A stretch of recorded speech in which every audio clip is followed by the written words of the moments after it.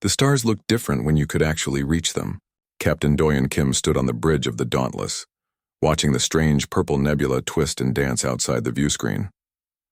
3 months ago, humanity had cracked faster than light travel. 2 months ago, Earth had sent its first deep space vessel beyond the solar system. Today, they were about to learn they were not alone. "Captain, we have multiple contacts incoming," Lieutenant Jinho Choi called from his station. His fingers moved quickly across the display. 6 vessels, unknown configuration. "They're big, sir. Much bigger than us." Doyen felt his heart rate increase, but his face remained calm. Years of training took over. "All stations, alert status." "Hana, how's our engine?" Engineer Hana Song looked up from her console.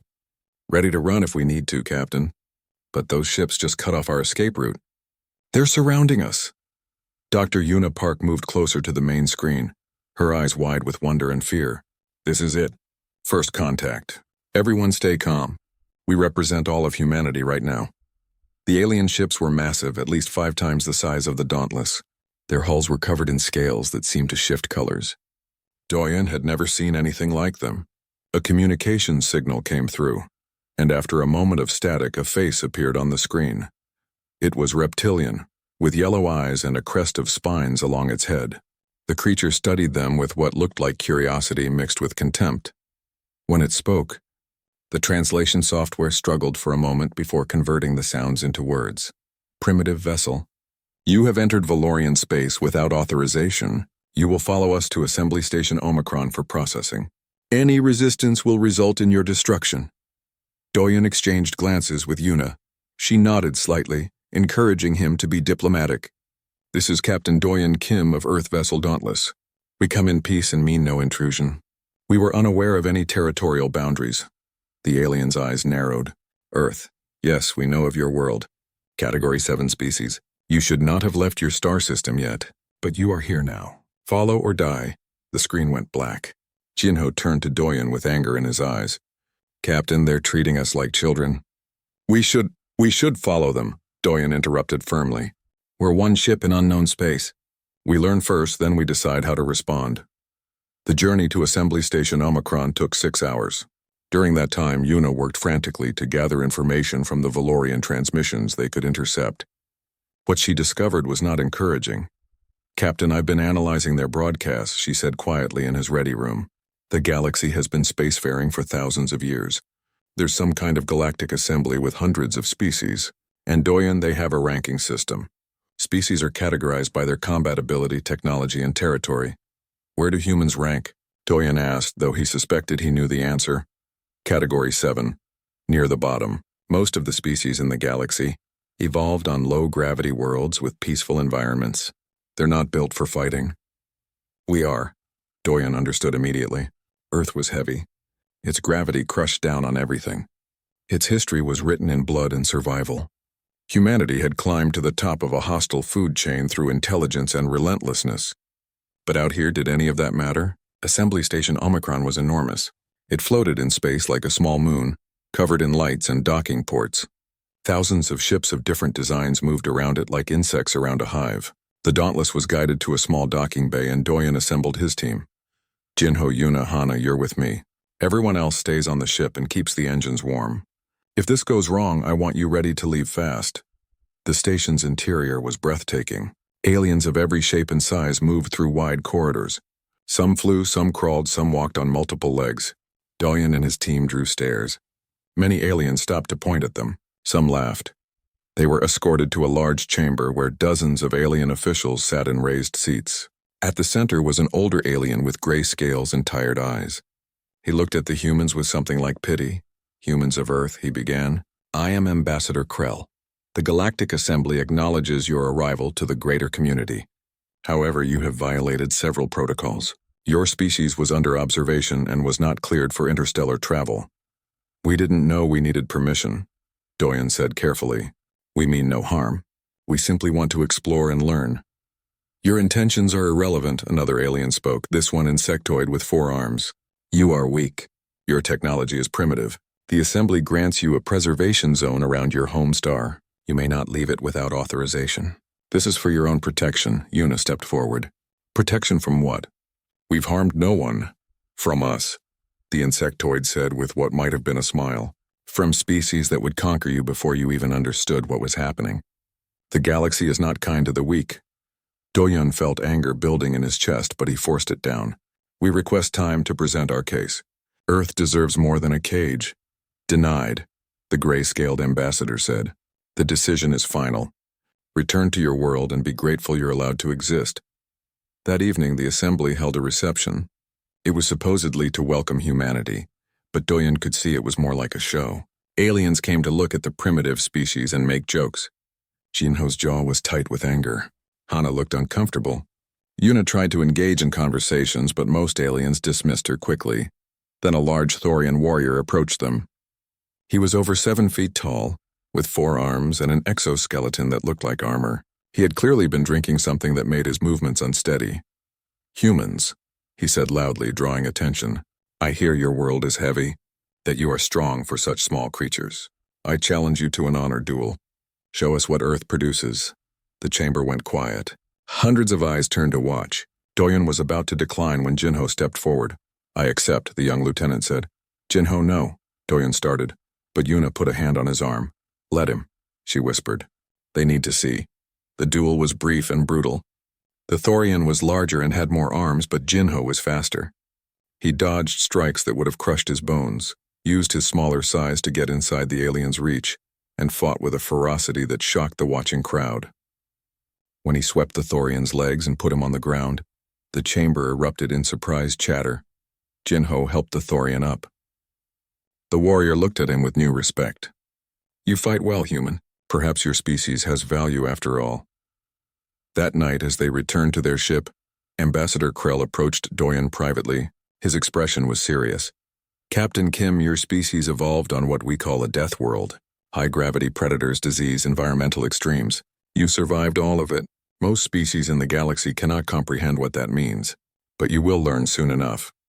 Your people are different, dangerous. The Assembly fears you even if they mock you. Doyun looked at the old ambassador. Is that why they want us contained? Yes, and it's why you must be careful. Fear makes people do terrible things even out here among the stars. The Dauntless left Assembly Station the next morning. But Doyun knew this was just the beginning. The galaxy had given humanity a small cage and expected them to stay inside. But humans had never been good at following rules they didn't make themselves. The stars were full of wonders and dangers. And Earth's warriors were just beginning to understand their place among them. 6 months had passed since the Dauntless returned to Earth with news of the galaxy beyond. The revelation that humanity was not alone had changed everything. But the news that they were considered weak and confined to their own star system had ignited something fierce in the human spirit. Colonel Sora, Yoon stood in the command center of Earth's new orbital defense station, watching displays that showed activity across the solar system. In 6 months, humanity had mobilized like never before. Shipyards worked around the clock. Every nation on Earth had contributed resources, scientists, and soldiers. The species that thought humans would accept their cage had underestimated one crucial thing.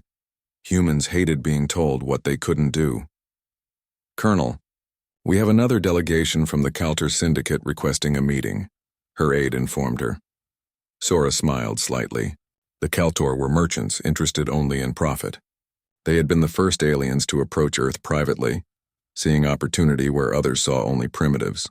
Tell them Ambassador Nari will see them at 1400 hours. On the planet below, Dr. Yuna Park was making a discovery that would change humanity's understanding of itself. In her laboratory, surrounded by data from hundreds of alien species, she had found the pattern. Look at this, she told Counselor Nari Bay during their secured video call. Every major spacefaring species in the galaxy evolved on worlds with gravity between 0.3 and 0.7 Earth standard. Their predators were small or non-existent. Most never developed complex warfare until they reached the stars. Nari leaned forward, her sharp political mind already seeing the implications. And Earth? Earth is 1.0 gravity. Our entire evolutionary history was violence and survival. Predators, disease, environmental extremes, and then thousands of years of warfare between ourselves. Nari were built different. Stronger bones, denser muscles, higher endurance, and our minds adapted for strategy, for hunting, for persistence. So when that Thorian warrior challenged Jinho, he never had a chance. None of them do, not in single combat. We're Deathworlders, Nari. the galaxy's worst nightmare wrapped in diplomacy and good intentions. Nari was quiet for a moment. Don't publish this widely yet, but brief the military. If we're going to survive out here, we need every advantage. In the training facilities across Earth and its colonies, Taiyang Ryu was developing something new. He was a combat instructor, but his current assignment went beyond teaching soldiers to fight. He was creating an entirely new doctrine of warfare, adapted for zero gravity and alien physiology. Again, he called to his students as they practiced in the rotating training module. You're fighting opponents with different centers of gravity, different limb configurations, different sensory organs. Stop thinking human. Adapt. His students were the best Earth had to offer, pulled from special forces units worldwide. They would become the instructors who trained the next generation. They would teach the galaxy that underestimating humanity was a fatal mistake. The Dauntless, refitted and upgraded with reverse-engineered alien technology, launched again into deep space. Captain Doyen Kim had orders to explore the frontier regions, officially for mapping and research. Unofficially, Earth's leaders wanted to test their capabilities against real threats. They didn't have to wait long. Captain, sensors detect multiple ships ahead, Jinho reported from Tactical. Configuration matches the Skrin pirates from the assembly database. 6 vessels heavily armed. They're hailing us, Hana added. Audio only, a harsh clicking voice came through. Human ship, you carry valuable cargo. Power down your engines and prepare to be boarded. Resist and die. Yuna looked at Doyen with concern. Captain, the assembly warned us about the Skrin. They're one of the most dangerous pirate groups in this sector. Doyen's expression was calm, but his eyes were cold. Jinho battle stations. Hana, give me everything the engines can handle. Let's show these pirates what a death world produces. The Skrin expected an easy target. They had raided hundreds of ships and most surrendered without firing a shot. Those that fought did so defensively, trying to escape. The Dauntless did neither. Instead, it accelerated directly toward the pirate formation. They're charging us, the Skrin commander said in disbelief. All ships open fire. The space between the vessels lit up with weapons fire. The Dauntless took hits, its shields flaring, but it didn't slow down. Hana rerouted power with a speed that would have terrified most alien engineers, pulling energy from non-essential systems to boost weapons and engines. Shields at 60%, she reported. But we're going to be in weapons range in 10 seconds. Life support? Doyen asked. I've reduced it to minimum. We have 2 minutes of comfortable air, 5 if we push it. Yuna looked shocked. Hana, we could suffocate. Only if the fight takes longer than 2 minutes, Hana replied with a slight smile. I have faith in the captain. The Dauntless closed the distance at a speed the pirates couldn't match. At point-blank range, Jinho unleashed everything they had. Human weapons, designed by a species that had perfected killing over millennia, tore through the first pirate ship. It exploded in a brilliant flash. Target 2, Doyen ordered calmly. Jinho, aim for their engines. The second ship tried to maneuver, but the Dauntless was faster, more aggressive. Another strike, another explosion. The remaining pirates broke formation, trying to escape. Hana, pursuit course. We're not done. What followed was a chase that would become legendary. The Dauntless pursued the fleeing pirates with relentless determination, destroying 2 more and crippling the last 2. The entire engagement lasted 90 seconds. As Hana restored life support, Yuna was checking everyone's oxygen levels. That was insane. We could have died.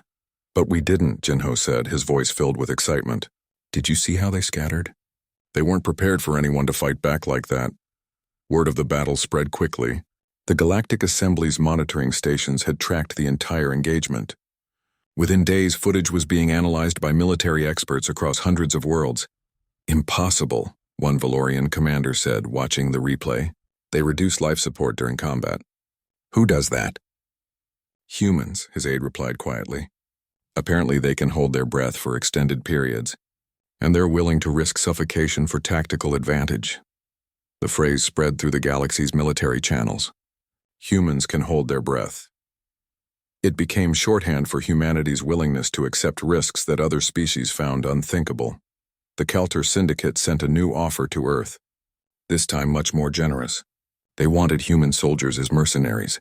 They wanted human tactics incorporated into their security forces. They were willing to pay handsomely. Counselor Nari presented the offer to Earth's Leadership Council. It's an opportunity, she said, But it also reveals our strength too early. We're not ready for the attention this will bring. We may not have a choice, Colonel Sora replied. The Voreth Dominion has issued a challenge. They want us to participate in the Crucible Games. Everyone in the room knew what that meant. The Crucible was the galaxy's oldest tradition, a tournament where species proved their worth through combat. It was watched by trillions. Species that performed well gained respect, trade agreements, and territory. Those that failed were forgotten or worse, targeted by expansionist empires. If we refuse, someone asked, then we confirm we're weak, Sora said. The assembly will maintain our restrictions, possibly make them worse. Other species will see us as prey, and if we accept, Sora looked around the room, then we show the galaxy what Earth can do. But there's risk. The Crucible has killed competitors before, and if we fail publicly, our enemies will see it as an invitation. Doyun, attending via video link from the Dauntless, spoke up. I vote we accept. We've been training for this our entire evolutionary history. The galaxy wants to see what humans can do in combat. Let's show them. The vote was unanimous. 3 days later, Earth transmitted its acceptance to the Galactic Assembly. The response was immediate and overwhelming. Betting markets opened across 1,000 worlds. Analysis programs tried to predict Earth's performance. Most gave humanity poor odds. Taeyang Ryu was selected to lead Earth's team. Jinho volunteered immediately. They chose specialists from every combat discipline. Minji Quan, a sniper with reflexes that seemed impossible even by human standards. Junho Nam, a demolitions expert who could turn anything into a weapon. Yuna insisted on joining as team medic, despite not being a combatant. You'll need someone who understands alien physiology, she argued, and someone to remind you what you're fighting for. As the team prepared, training in environments that simulated alien worlds, Colonel Sora gave them their final briefing. Remember, you're not just fighting for yourselves. Every human on Earth, every child looking up at the stars, every person who dreams of exploring the galaxy, they're all counting on you. The galaxy has underestimated us. They think we're weak because we're new. Show them they're wrong. Taeyang stood before his team. We're not the biggest. We're not the most advanced. But we have something they don't. We come from a world that tried to kill us every single day, and we're still here. When they face us in the Crucible, they're going to learn what that means. Arena Prime was a monument to violence dressed as sport. The massive station orbited a dead star, its surface covered in viewing platforms and holographic displays. Trillions of beings across the galaxy watched as 63 species sent their finest warriors to compete in the Crucible Games. Team Earth walked through the preparation halls, surrounded by aliens of every description. Some were massive, towering over the humans like walking buildings. Others were small but covered in natural armor or weapons. Many stopped to stare at the humans, pointing and whispering. They think we're going to die first, Minji Quan said quietly. She was checking her rifle, a modified weapon that could adjust for different gravities and atmospheres. Let them think that. Taeyang Ryu replied. He was calm, focused. 20 years of training had prepared him for this moment. Underestimation is our greatest weapon. Junho Nam laughed, his hands carefully organizing his equipment. I give it 1 round before they start taking us seriously. Yuna Park was reviewing medical data on their competitors. Some of these species have redundant organs. Thick hides, poison, we need to be careful. We need to be smart, Jinho Choi added. Speed and strategy. That's how we win. The opening ceremony was overwhelming. Each species was introduced to the roaring crowds. When Earth was announced, there was laughter from some sections, curious silence from others. The humans walked onto the central platform, 5 small figures among giants and monsters. The Crucible Master, an ancient being whose species had organized the games for millennia, spoke in a voice that echoed through every speaker. The Crucible tests all things: strength, speed, strategy, survival. Only the worthy advance. Only the strong are remembered. The first event was single combat. Each species sent 1 warrior. Taeyang stepped forward for Earth. His opponent was a Gorthak, a species known for their armored hide and incredible strength. The creature was 9 feet tall and covered in natural plates that looked like stone. It carried no weapon. It didn't need one. The arena fell silent as the 2 fighters faced each other. Then the signal sounded. The Gorthak charged immediately, expecting to crush the small human in seconds. Taeyang didn't run. He dropped low, sliding under the massive arms and struck at the joint where the armor plates met. The Gorthak roared in surprise and pain. He found the weak point in 3 seconds, a commentator's voice echoed through the stadium. How did he even know where to look? Because humans had spent thousands of years hunting creatures larger and stronger than themselves. Taeyang knew how to read body structure, how to find vulnerabilities, how to turn size into a weakness. The fight lasted 2 minutes. When the Gorthak fell, unable to continue, the arena was silent. Then slowly the shock turned to noise. The humans had won their first match. The second event was squad combat. 5 warriors from each species fighting in a tactical scenario.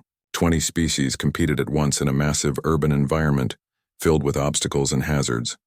Team Earth moved through the artificial city like ghosts, while other species charged forward or fortified positions. The humans used guerrilla tactics. They appeared, struck, and vanished before their opponents could respond.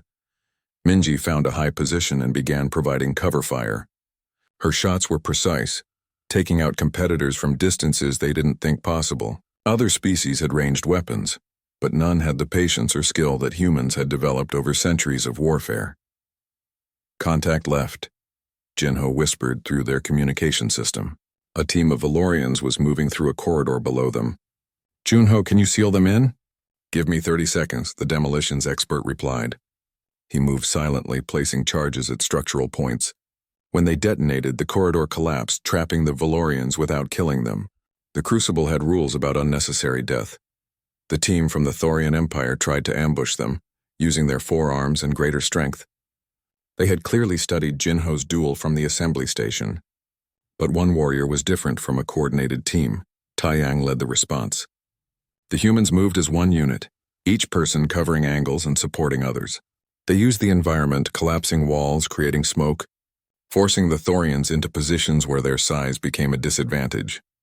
When the event ended, Team Earth was one of only 5 squads still operational.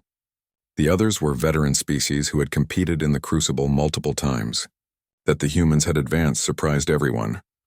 They fight like they've done this before, one analyst said on the broadcast. Their coordination is perfect. How is a species so new to space combat this experienced?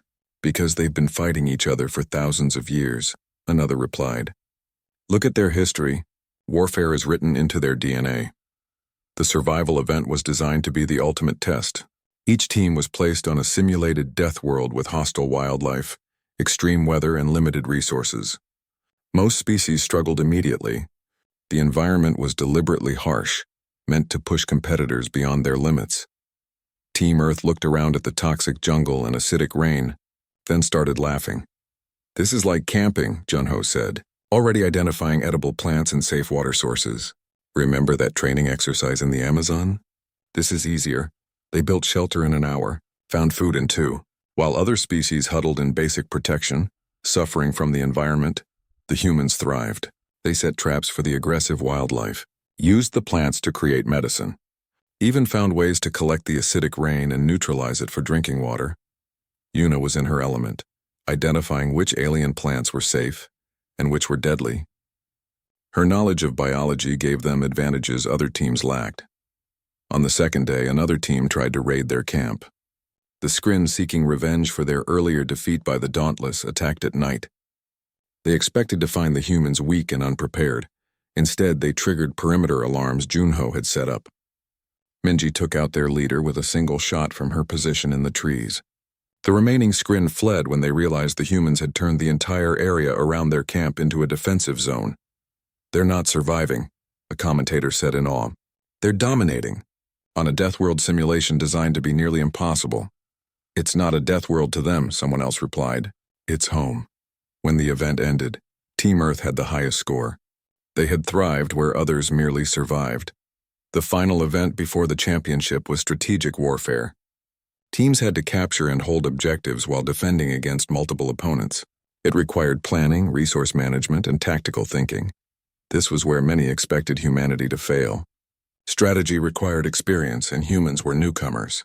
But what the galaxy didn't understand was that human strategy had been refined through countless wars, each one teaching new lessons written in blood. Taeyang directed his team like a master chess player. They didn't fight for every objective. Instead, they analyzed which positions mattered and which were traps. They used misdirection, making opponents think they were in one place while attacking from another. They're using psychological warfare, a military observer noted, making opponents paranoid, forcing them to waste resources defending positions that don't matter. Jinho led a daring raid on the Valorian command post, a move so bold that the Valorians never expected it. By the time they realized what was happening, the humans had already secured the objective and withdrawn. When the final tally was calculated, Earth had advanced to the championship round. The betting markets went into chaos. The odds on humanity had gone from worst to competitive. Some species were losing fortunes, others were making them.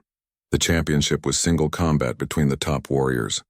Taeyang would face warlord Krovax of the Vorith Dominion.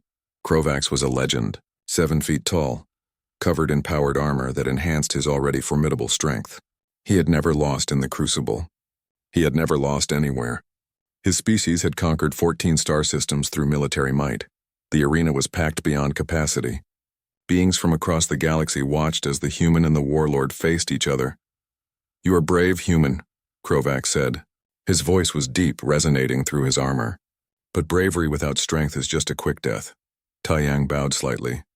"My instructor once told me that strength without wisdom is just noise. Let's see which philosophy wins." The fight began. Krovax was fast despite his size, and his armor made him nearly invulnerable. His strikes could shatter stone, but Taeyang didn't try to match strength with strength. He moved like water, flowing around attacks, never staying in one place. 5 minutes passed. 10, 20. The crowd watched in amazement. The human should have been dead. Instead, he was still fighting, still moving, finding small openings and exploiting them. Taeyang was using endurance, something humans excelled at. He let Krovax tire himself, let the heavy armor become a burden. Each small strike Taeyang landed was precise, targeting joints in the armor, weak points in the protection. 30 minutes into the fight, Krovax's armor showed cracks. His breathing was heavy. He had never fought someone who could last this long. 40 minutes. The warlord was slowing. His strikes, once impossibly fast, were now predictable. Taeyang's strategy was working. At 43 minutes, Taeyang made his final move. He ducked under a wide swing, got inside Krovax's guard, and struck 3 precise points in rapid successio. 2 years after the Crucible Games, humanity had spread across the stars faster than anyone thought possible. 3 new colonies thrived on distant worlds. Trade routes connected Earth to a dozen alien civilizations. Human ships, now sleek and advanced, patrolled their expanding territory. The galaxy had been forced to accept what it feared. Humanity was here to stay. But fear breeds conspiracy. Agent Sumin Lee sat in a dark room, reviewing intercepted communications. She worked for Earth's new intelligence agency, tracking threats that most people never knew existed. What she had discovered in the past month made her blood run cold. "Colonel Sora needs to see this immediately," she told her supervisor, her voice tight with urgency. An hour later, Colonel Sora Yoon stood in a secured briefing room with Admiral Hyunwoo Jang, Earth's fleet commander. Captain Doyen Kim appeared on the main screen, his ship patrolling the outer colonies. Sumin began her presentation. 3 months ago, I noticed unusual coordination between several alien governments. Not alliance coordination, something hidden. I've traced communications between the Valorian Empire, the Kelter Syndicate, the Thorian Collective, and 6 other species. They're calling themselves the Coalition of Stability. Stability. Admiral Hyunwoo repeated the word with contempt. What are they planning? Sumin brought up intercepted messages. They believe humanity's rise threatens the galactic order. They're planning a coordinated strike on Earth and all our colonies, but they're hiding it as pirate raids. That way the Galactic Assembly can't intervene. Doyen leaned forward on his screen. When? We have 6 weeks. Maybe less. They're positioning fleets disguised as trade convoys. The attack will come from multiple directions at once. Colonel Sora studied the tactical displays. We're outnumbered 20-1. Even with our advantages in combat, those odds are impossible. In a conventional war, yes, Admiral Hyunwoo said slowly. But we've never fought conventional wars. Sumin, can you identify their command structure? The agent smiled grimly. Already done.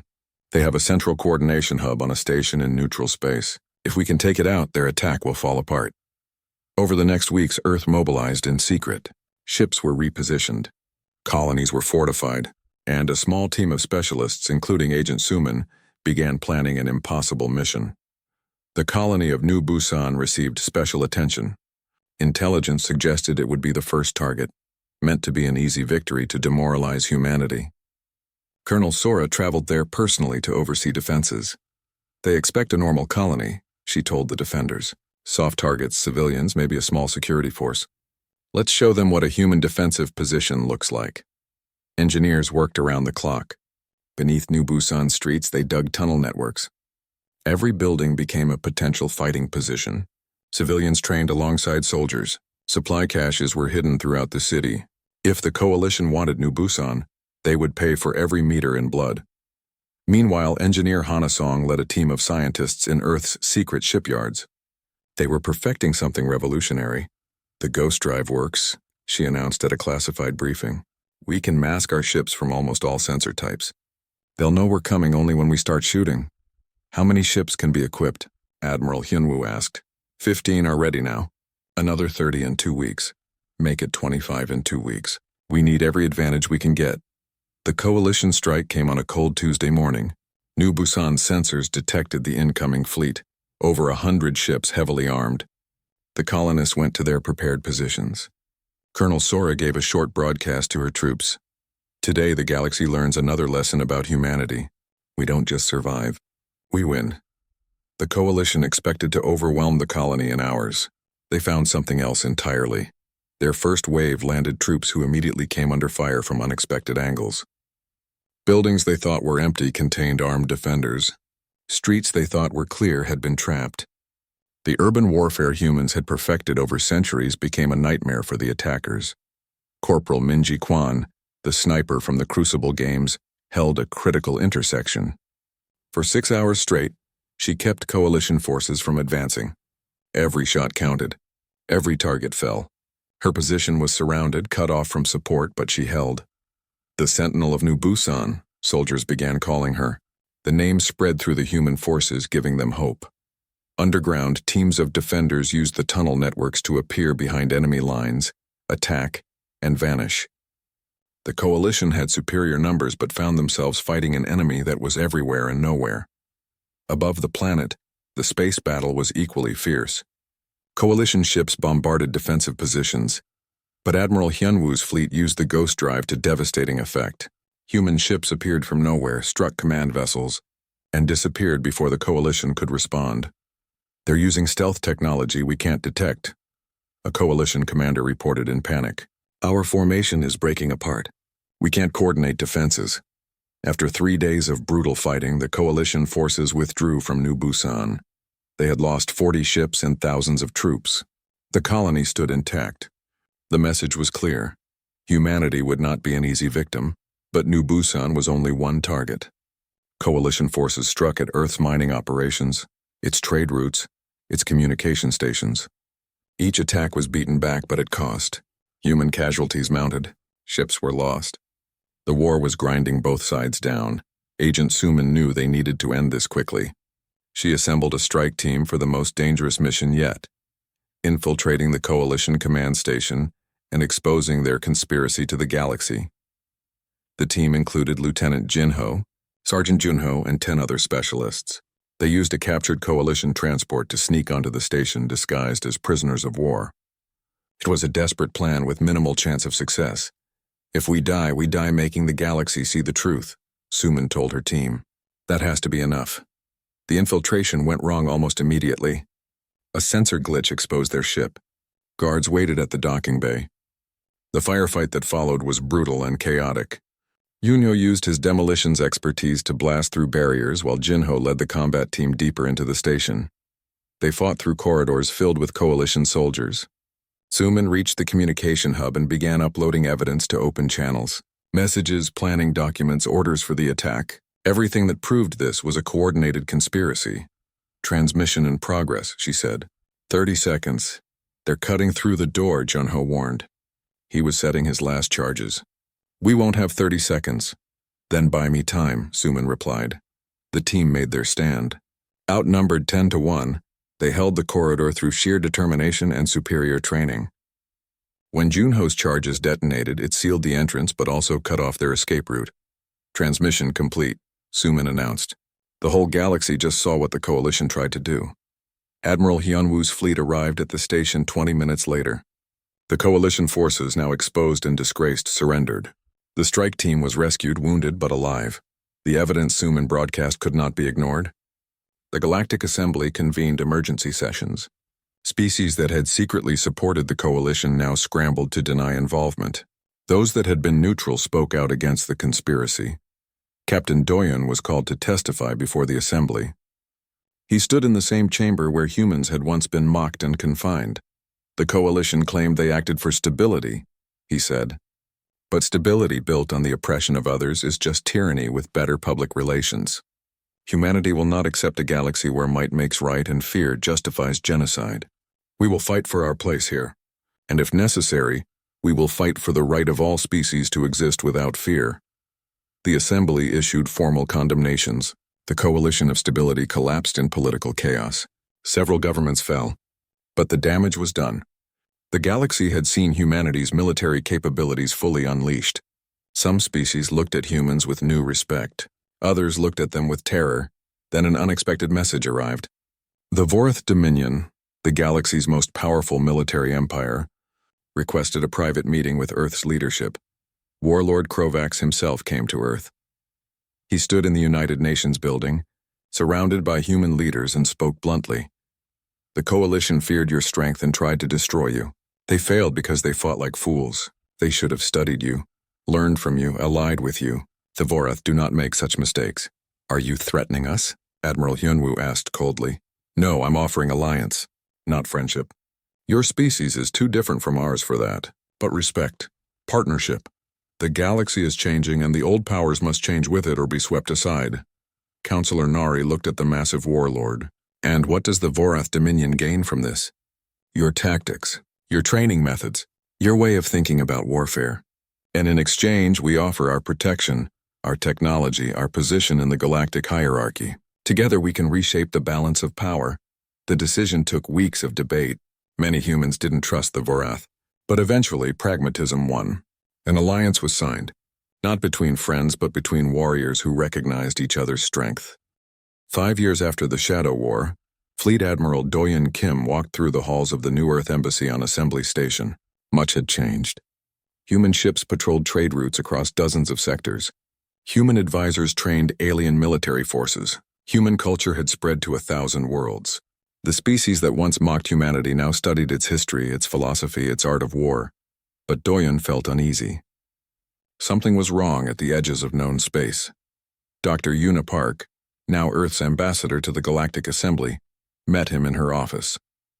Her expression confirmed his fears. The frontier colonies have gone silent, she said without greeting. 12 systems in the past 3 months. No distress calls. No survivors. Just silence. Pirates? Doyon asked, though he already knew the answer. No, pirates leave evidence. This is something else. The Assembly is calling an emergency session. The session was chaos. Representatives from hundreds of species shouted and argued. Some blamed each other. Others demanded action. Fear hung in the air like smoke. Then a message arrived from a badly damaged scout ship. The pilot, a Valorian, had barely escaped the edge of known space. What he described made the Assembly fall silent. Ships, thousands of them. Unlike anything in our databases. They consumed the colony on Theta Prime in hours. Took every resource, every being. They're coming this way. And they don't negotiate, they just consume. The Scourge had arrived. Over the next weeks, the galaxy learned the terrible truth. The Scourge was an extragalactic invasion force that had destroyed civilizations for millions of years. They were relentless, adaptable, and numerous beyond counting. Their ships used living technology that healed and evolved. Their soldiers were engineered for conquest. The Galactic Assembly argued about responses, but ancient bureaucracy moved slowly. Meanwhile, more colonies fell. Species that had existed for millennia were wiped out overnight. Fleet Admiral Doyon stood before the Assembly and spoke with frustration. While you debate proper procedure, the Scourge is destroying everything you claim to protect. We don't have time for politics. We need action. And what would you suggest, human? An elder council member asked with irritation. Your species has been in space less than a decade. What can you possibly teach civilizations that have existed for thousands of years? How to fight total war, Doyun replied quietly. You've had peace for so long you've forgotten how to survive when peace fails. We haven't. Director Sumin Lee had been gathering intelligence on the Scourge. What she found was terrifying. They're not just invading. They're adapting to every defense we use. They learn from each battle and adjust. Conventional warfare won't work. Then what will? General Taeyang Ryu asked. He had been training joint forces, humans and aliens working together. But nothing could prepare for this scale of threat. We need to break their will, Admiral Hyunwoo said. Destroy their command structure. Make them understand they can't win. It was Ambassador Yuna who proposed the desperate solution. Their forces are controlled by a central intelligence, something called the Overmind. It coordinates everything from a massive command ship. If we can destroy it, the entire invasion collapses. Getting to it would require breaking through their entire fleet, Counselor Nari pointed out. She was older now, but still sharp. A suicide mission. Then we make it a mission worth dying for, Doyen said. The galaxy had never seen unity like what followed. For the first time in recorded history, the Galactic Assembly mobilized a true combined fleet. 5,000 ships from hundreds of species, all under a unified command. And at humanity's suggestion, they chose Fleet Admiral Doyen Kim to lead them. Why a human? Some asked. Why not one of the older species? Because humans understand what we're facing, Warlord Krovax answered. They know how to fight when victory seems impossible. They know how to win. The massive fleet gathered at the threshold, a strategic point where the Scourge would have to pass to reach the heart of galactic civilization. If they failed here, everything would fall. General Taeyang led the ground forces, a mixed army of species who had learned to fight using human tactics. They would board the Scourge command ship once the fleet broke through. The night before the battle, Doyen walked through the Dauntless. His old ship had been upgraded countless times, but was still his command. He found Hana in engineering, as always, making last-minute improvements. Think we can win? He asked her. She smiled. Remember Proxima? When we first met aliens and everyone thought we were weak? We've come a long way since then. We have. But this is different. Every battle is different. But we're still the same people. From a world that tried to kill us, and we survived anyway. The Scourge fleet arrived like a dark wave washing over the stars. 5,000 Allied ships faced 25,000 Scourge vessels. The odds were impossible. Admiral Hyunwoo commanded the fleet's tactical operations. All ships remember your training. We fight aggressive. We fight smart. And we fight together. The battle began. It was chaos on a scale never before seen. Ships exploded every second. The Scourge adapted their tactics constantly, but the Allied fleet had something the enemy didn't expect. Humanity's doctrine of warfare, now taught to dozens of species. They fought like humans, accepting risks, using unconventional tactics, never fighting fair when they could fight smart. Corporal Minji, now a captain, commanded a squadron of mixed species fighters. They used hit-and-run attacks, exploiting gaps in Scourge formations. Lieutenant Jinho coordinated defense grids, turning the battlefield into a maze of overlapping fire zones. But the Scourge kept coming. For every ship destroyed, 2 more appeared. The Allied fleet was being ground down. We can't win by attrition, Doyen said on the command channel. We need to execute the Dauntless maneuver. There was silence. Everyone knew what that meant. The flagship would make a direct run through the enemy fleet to the command ship. The odds of survival were almost 0. Admiral, no, Yuna's voice came through from the assembly station. There has to be another way. If there was, we'd use it. Yuna, tell Earth that we did our best. Tell them we fought well. Doyen, her voice broke. Come home, I am home. Out here with my crew fighting for something that matters. I'll see you when this is done. The Dauntless accelerated toward the enemy command ship. 50 human vessels joined the run, all volunteers. They knew most wouldn't make it. The Scourge threw everything at them. The Dauntless took devastating hits. Hull breaches on multiple decks. Power failures. Casualties mounting. But Hana kept the engines running, kept them moving forward. Admiral, we've lost shields, she reported. Next hit will go straight through. Then we better not get hit, Doyun replied. All power to engines. We're ending this. They broke through the Scourge line. The command ship loomed ahead, massive and terrible. The Dauntless fired everything it had. Missiles, energy weapons, even launching their escape pods filled with explosives that Junho had rigged. The command ship's defenses faltered. A breach opened. "Taeyang, you have your opening," Doyun transmitted. "Make it count." General Taeyang's assault force launched from nearby ships. Humans, Vorath, Valorians, and dozens of other species fighting side by side. They boarded the command ship through the breach and fought through corridors filled with Scourge soldiers. The battle inside was brutal, but the mixed forces used everything humanity had taught them: speed, adaptability, refusal to quit. They pushed deeper into the ship. Taeyang reached the chamber housing the Overmind. It was vast, alien, and terrifying. Hundreds of Scourge defenders stood between him and victory. "For Earth," he said quietly, then louder. "For the galaxy." The final assault was desperate. Soldiers fell on all sides, but they kept pushing forward. When Taeyang finally reached the Overmind, he set the charges Junho had designed specifically for this moment. "Charges set," he transmitted. "All forces evacuate now." "Taeyang, you need more time to get out," someone said. "No time." "Detonate in 10 seconds. Taeyang!" "It's been an honor." "Tell them we won." The explosion tore through the command ship. The Overmind died, and with it the coordination of the entire Scourge fleet. Ship stopped mid-battle, confused, vulnerable. The Allied fleet pressed their advantage, the Scourge broke. For the first time in their long history of conquest, they retreated. The invasion was over, but victory had cost everything. The Dauntless was crippled beyond repair. Half the Allied fleet was destroyed. Thousands of soldiers had fallen, including General Taeyang Ryu. Admiral Doyun gave one last transmission before abandoning his dying ship. "This is Fleet Admiral Doyun Kim to all forces. The Scourge is defeated. We have won. To all the warriors who fell today, you died defending something greater than yourselves. The galaxy will remember." As rescue ships arrived, as the survivors began to process what they had achieved, the galaxy slowly realized the magnitude of what happened. A species less than 10 years in space had led them to victory against an enemy that had terrified civilizations for eons. Monuments were built. The names of the fallen were carved in stone on 1,000 worlds. The Dauntless was recovered and preserved as a memorial. General Taeyang Ryu, Sergeant Junho Nam, and hundreds of other heroes were honored across the galaxy. Ambassador Yuna stood at the dedication of the monument to Earth's defiance on Assembly Station. Behind her, a wall displayed names in every language, human names alongside alien ones.